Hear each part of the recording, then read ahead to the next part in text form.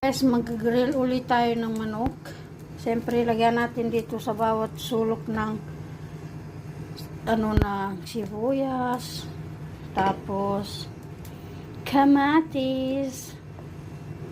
Ayan, kamatis. Alam niyo, pag nilalagyan niyo yan ng kamatis, masarap din yung kamatis na inihaw.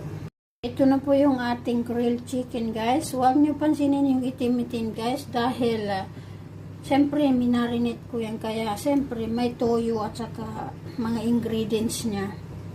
So, ganyan lang yan. So, ito na guys, yung aking grilled chicken, guys. Tapos, meron tayong sausaw na tomato at saka, toyo. Ito yung kanin natin, guys. Ayan, huwag niyo pansinin na medyo maitim yan dahil ni-marinate natin yan ng toyo, diba? At saka ibang ingredients. So, ayan guys, kain po